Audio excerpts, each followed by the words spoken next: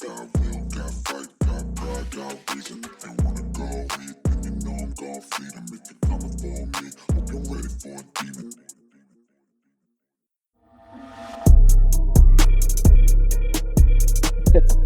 I'm supposed to be Yeah, guess what? My mama said that I can wear sunglasses. And I'm gonna be with you.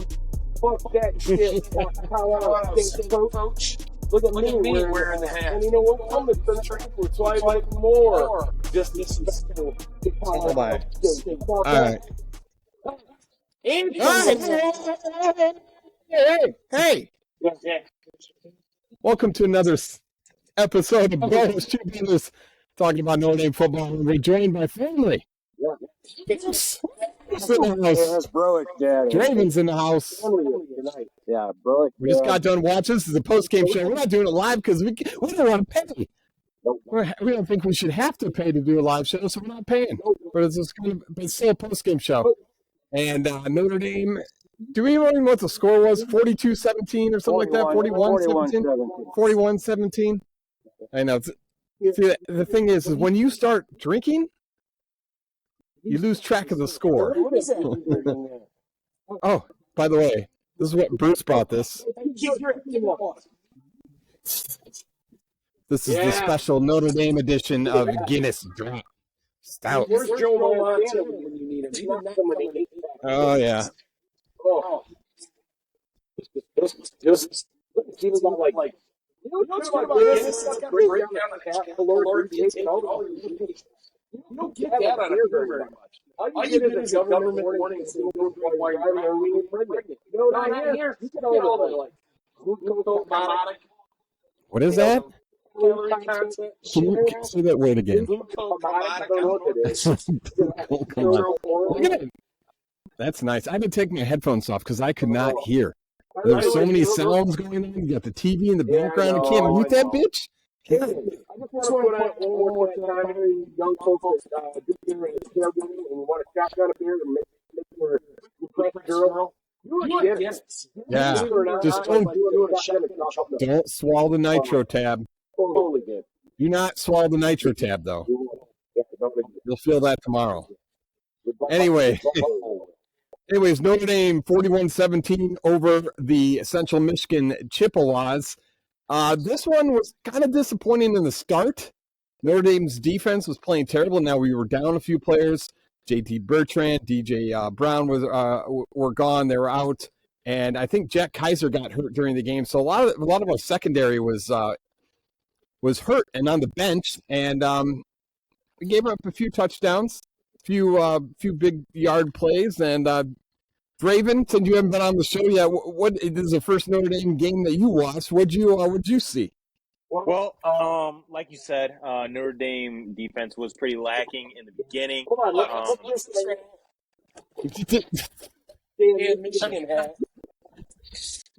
Anyway, Fire Up Chips were in the house, and they were running that ball pretty easily in the beginning. I didn't know if Notre Dame was going to muster anything up in that second half, but they put away my chips pretty hard, and it was an easy finish for them. Clutch, your thoughts? This is a win-win situation for me. Unlike the guy that just saw on the screen who the students that was there, but not a Notre Dame fan. I'm a Notre Dame fan.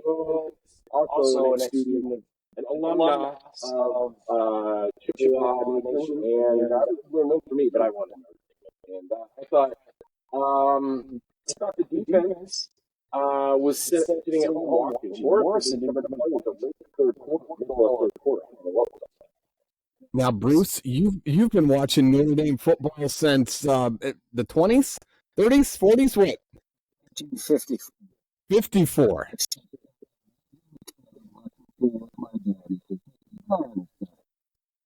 Who is it? He's only a sophomore, but he's going to be pretty good. What's his name? His name is Paul Horned. He, of course, went on to become a Heisman Trophy winner. I started my alliance and love for this Irish way back in 1954, and I was just a little kid, probably from my dad's influence, which is the exact same thing I did to the Broish. My influence pushed them into Notre Dame. We got a Chippewa graduate here. Matt didn't graduate from Notre Dame either, but they both love the school, and I guess I might have some responsibility in that. My only comment about the game today is why in the hell is Notre Dame repeating their lack of discipline with like penalties? It's really sad to watch because this team should be way more disciplined than what it is, especially by the fourth game. So I'm kind of curious what the hell is going on with the defensive coordinator. Well, they definitely have some areas to clean up in the next week because in a week they have top-ranked Ohio State coming into South Bend for the first time in a long time. And I'm not sure what to think of Ohio State this year. They're not as good as they've been in the last few years. There's a lot of question marks at quarterback. Clutch, what do you think about Ohio State, and do you think Notre Dame's going to be prepared? They may have been looking ahead today. What it looks like Michigan State allowed Central Michigan only scored 7 points on there. Michigan State's lead. Right. And Central put up 17 points today. Either like the old over there said Notre Dame is not disciplined, or they were totally looking ahead. Now Ohio State, I don't think is quite in their prime this year. I think they're still trying to find a quarterback, and I think Notre Dame gets your shit together. Notre Dame will handle them pretty easily at home. Now, Audric Estime took a lot of the runs today, a lot of the carries today. He probably had probably 20 plus carries today. I know over 150 yards, and Clutch, he had the trifecta. He had the hat trick. What'd he do? Yeah, talked about it in the past. You have 50 goals for the game, yardage goals. Wanted a yard run. You only needed the yard run or whatever it was. I just made a comment today. The second goal that he said his goal today was 3 games. Later, he was one of his third guys. They must have been 3 or more people. Notre Dame track coach, I'm sure. I mean, and there were some pretty clean hurdles too. I think the last one he kind of clipped the back of his heel, clipped the back of the guy's helmet, and then that made him trip and fall or whatever, and he probably could have had another 4 or 5 yards. His first hurdle, he would have been he had gone with a lot of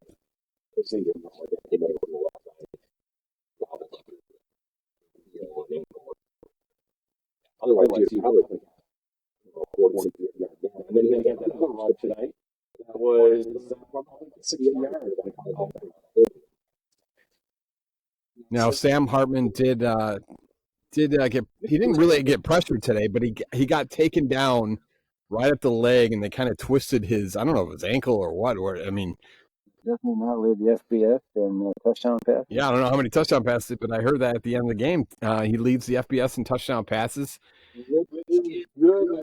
Most of these teams right now are playing cupcakes, right? That's when they're going to load up on all these points. Not to say they won't score the rest of the year, but the Alabama's playing like Charlotte or whatever last weekend or whatever. They should have been able to blow up the touchdowns and something like that. But obviously they're having problems with quarterback too. And who's starting tonight for Alabama? Tyler Buckner.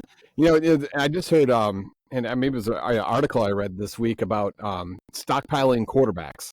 That's the newest thing now. So you go in and you might go in and try to recruit like 5 or 6 quarterbacks coming out of a class like Alabama does, just so you can find the perfect, and then at the same time go out into the transfer portal and then pull another guy in like Buckner, like Alabama did. So they have a ton of quarterbacks at their disposal. It's just finding that one guy like a Sam Hartman that can, hopefully carry your team into the college football playoffs. Well, Notre Dame,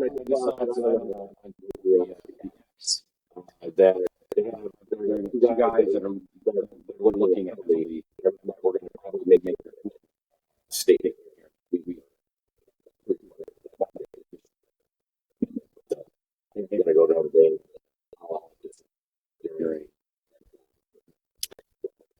But it's like prime 5-star quarterback. Well, there's one coming out in 2024, and he's actually from Belleville, Michigan. He is a top-rated quarterback in the country right now, and right outside of Detroit. And Notre Dame's offered it, but he's got an offer from every single, FBS school that you can think of. That's very far from Saline. Correct.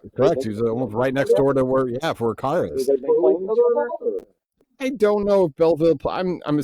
They might. I'm not sure. I'm not positive if they do or not. Maybe if the class size is different or not. But I know they are they're fairly close to each other. Well, next weekend we got number 9. Team together. Very good. That's the thing. I don't even know who Ohio State plays. Do we have a producer? Where's our producer at? He's over there. Can you look that up? Can you see who Ohio State plays tomorrow tonight? Do they play today or not? He's looking. He's going to find Let me ask him. His data, but he'll be with us. Let me ask Dre. Dre's on his data. Western Kentucky. So they got an easy one. They're so just like Notre Dame is kind of playing a nobody and paying them a ton of money to come to their university and play them. But Dre, tell me, you're a big time college football fan. You like the Michigan Wolverines. And so you've certainly seen Ohio State play a number of times against your team over the years. How well has Ohio State played in the last couple of years? They really haven't played a good game against Michigan the last couple of years because Michigan finally broke that streak. Do you think Ohio State is at the same caliber they've been at in the last?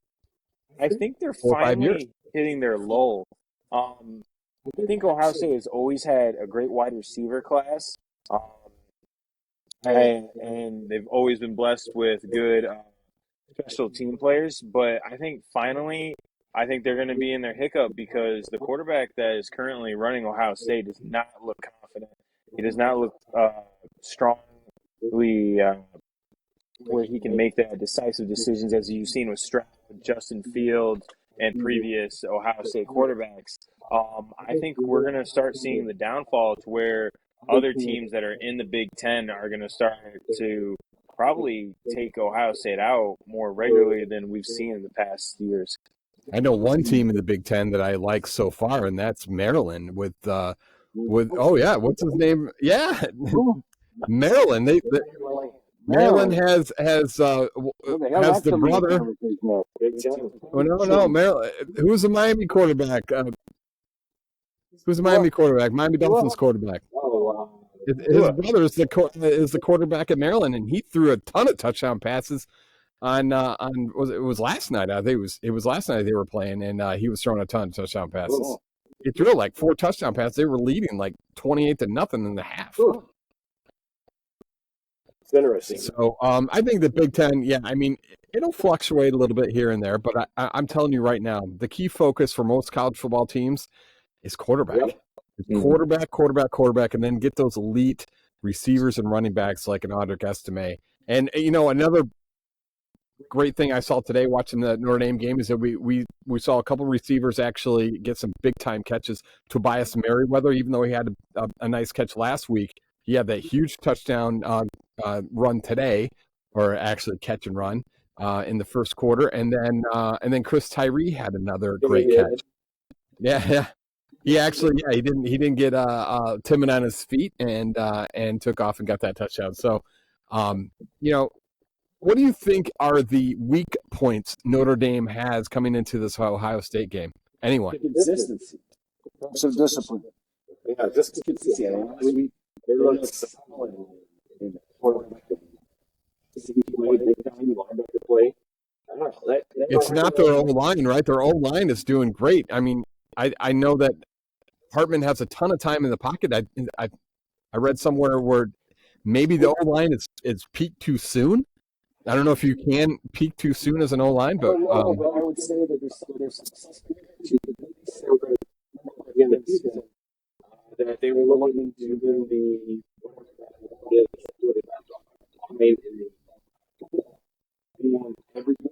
they played so far now. They played North Carolina State with it. The other 3 teams that they played were cupcake teams. And so Michigan today proved again that they can get inside that line. Rocky, whatever his name is, he called Boyman. No, Rocco Spindler. Clarkston, Michigan. Yeah. He got his ass rolled over by Central Michigan school defensive lineman, and then that guy then he pulled him down, and that's why he was right there in Hartman's life. But I don't know how many games now we're still getting hit. On the flip side, we all were talking about this earlier. Hartman's looking too comfortable in that pocket sometimes, and he's not going to have that much time when he goes up against some of the bigger schools like USC, Ohio State, maybe even Duke, who's considered Clemson maybe. I mean, he's got to get rid of the ball. He can't find the first, 3 or 4 options, get rid of it, or do something, because he can't stand there. He's going to get humbled. And what about their defensive line? There's another article I read this week that Notre Dame's defensive line has not gotten a lot of chances to put pressure on the opposing quarterback. That's going to be an issue coming up, obviously, with Ohio State, but USC with Caleb Williams. I mean, that's going to be a problem right there. Is it Caleb? Caleb, whatever. Can I just mispronounce his name and you can just say that's his name? If I just said his name was Turd Ferguson, you could have been like, what's his name? No, you would have just said, yeah, go on. Is his name Shithead? Yes, it's Shithead. Can we continue on? Caleb, who cares? He's the quarterback for USC. We don't give a shit. We don't care. We could care less. He's the guy that needs the props. And he's also in the penis flicking nails.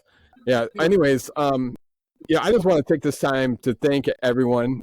I want to thank Clutch, especially Clutch, just for the fact that, every year he invites us over to his house. We sit around and watch a Notre Dame game and just kind of sit with the guys from the family. So it's, what?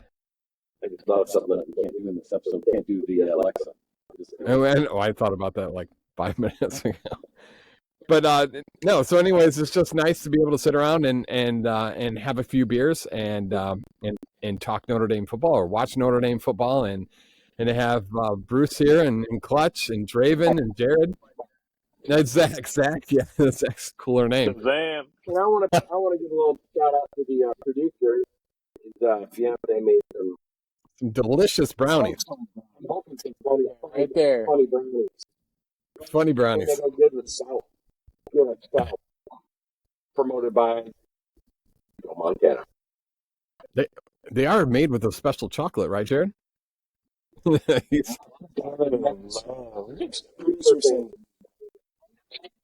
Is Bruce having trouble hearing right here? You having trouble hearing? No, Zach! All right, good. Guinness is chocolate. It is. You didn't put the brownie in the Guinness. Yeah, and mix it up. There you go. Now you got a little plump in there. Little pulp, little Guinness pulp. There we go. So far, I don't know if anybody else has followed the college football world. I definitely have not. And we have a podcast about college football, about Notre Dame. But I definitely haven't followed the good teams that are really solid teams. I know a lot of the solid teams that like Clemson and USC are still there in Ohio State. What is going on?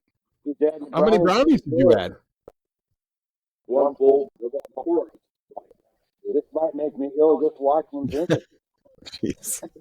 It's nothing that Mannix hasn't done before. Jay, talk to me about Colorado. Do you think Colorado, in their first year with Prime, can get to the college football playoffs? Will they crush USC? Yeah. That's in 2 weeks, but whatever. Yeah. Zach makes a crucial. Are you calling names out here? No, I said Dre. It's not Zach. I didn't say Bruce. Oh, well, I'm going to say this right now. If they can keep on knocking out ranked teams like they did to TCU, we're going to see a different team because I think last year they went 1-11. They're already winning more games than they did the previous season. The whole program has just total reverse. I know in the training camps and stuff leading to this, Dion was sending people home that he didn't think were here. We're telling them if you don't think you belong here, the transfer portals are open to you. And he brought people that were going to work. Obviously, his son is making a big splash at quarterback. Hunter is playing both wide receiver and cornerback, and I think that is showing a lot of attention because they are calling him the second wave of Deion Sanders. So I think they have a tremendous amount of mentorship. That's a no to that. No? He's the second coming of their last Heisman Trophy winner. Hunter? Yeah. For Colorado. Yeah. He's who's last Heisman Trophy winner for Michigan? Maybe 2 Heisman trophies. Ooh, Woodson? Ron Woodson. He played wide receiver. Did he? Woodson? He played both ways. I thought both ways. Look that up. We have a producer. Look that up. I don't think he did. Did he? Woodson? Charles? Charles Woodson? Charles Woodson is a defensive player. He's a defensive player. He never played. He played wide receiver as well. No, did he? Okay, I'm not sure about that. All right. So, hey, getting back to Prime, is it get some chocolate in there?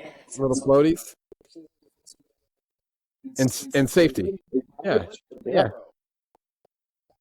And well, that was no. Well, here, let me say this though. I think Deion Sanders has a sort of a Dan Campbell. He's made sort of a Dan Campbell effect in college, like Dan Campbell did for the Lions. It's so I said earlier that.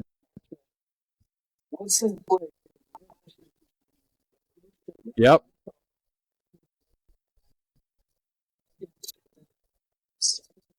Yep.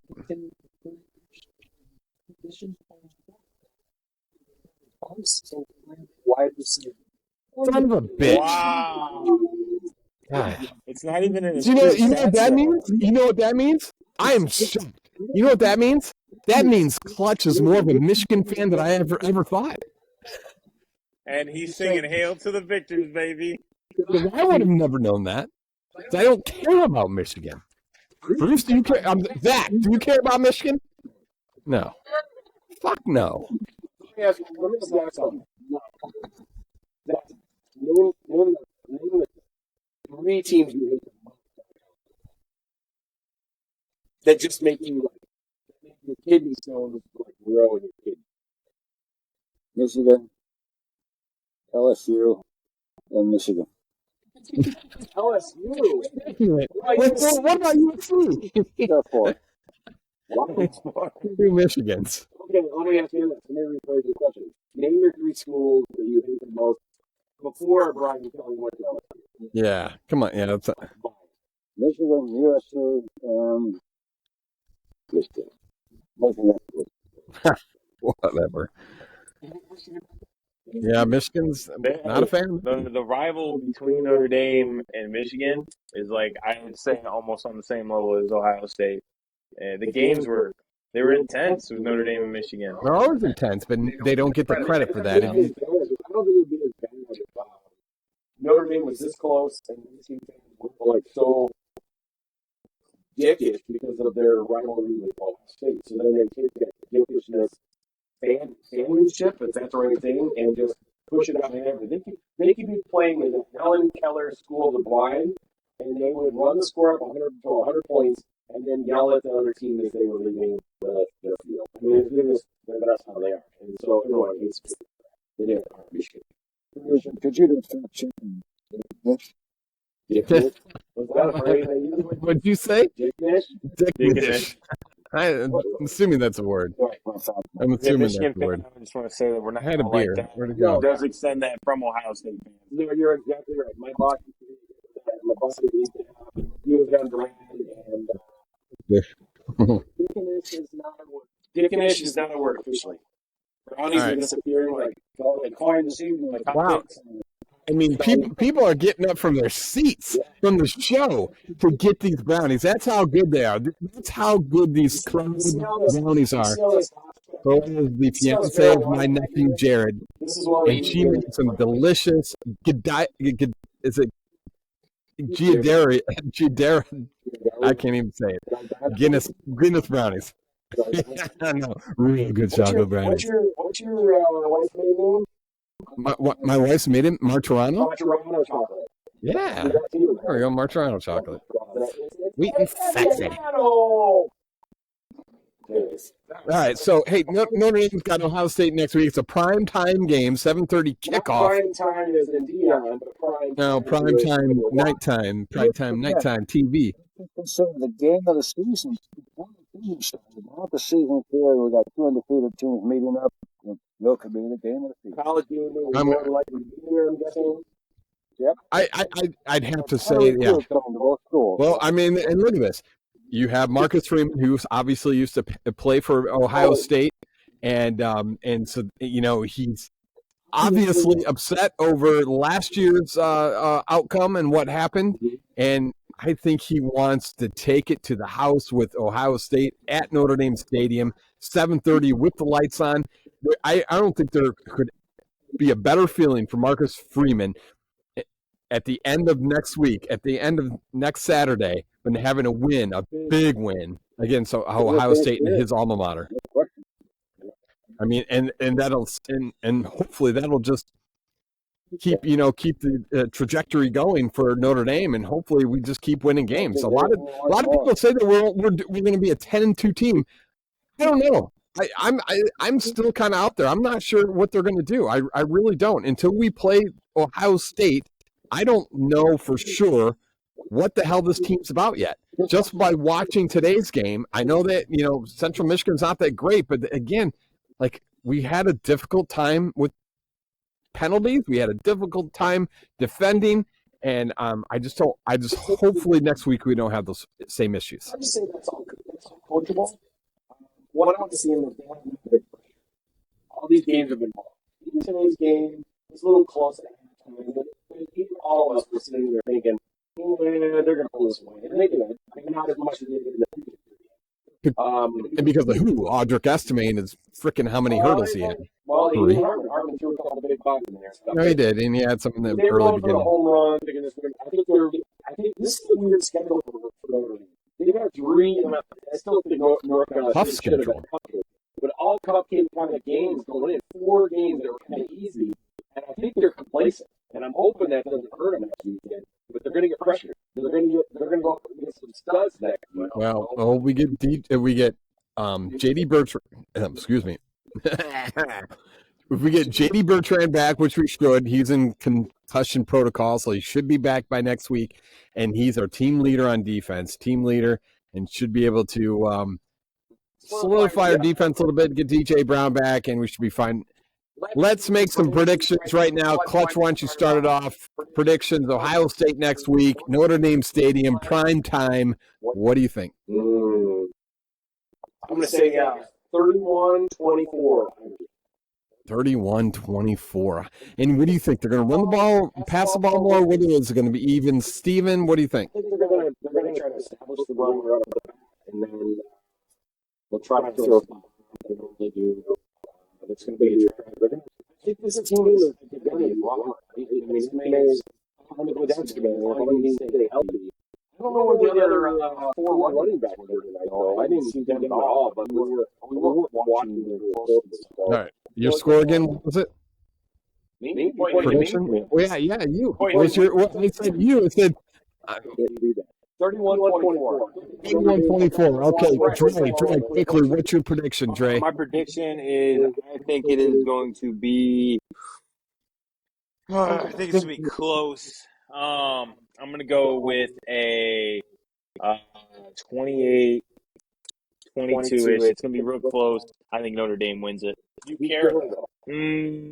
I want to see Ohio State lose more. Everybody wants to see Ohio State Michigan lose. fan, I never will ever root for Ohio State, so I take Notre Dame winning this. If they can pressure that quarterback and keep them away from the wide receivers showing off, then I think Notre Dame's got it unlocked, but it's going to be close. Bruce, Zach, your prediction next week. 31-28 Notre Dame, and I have an argument.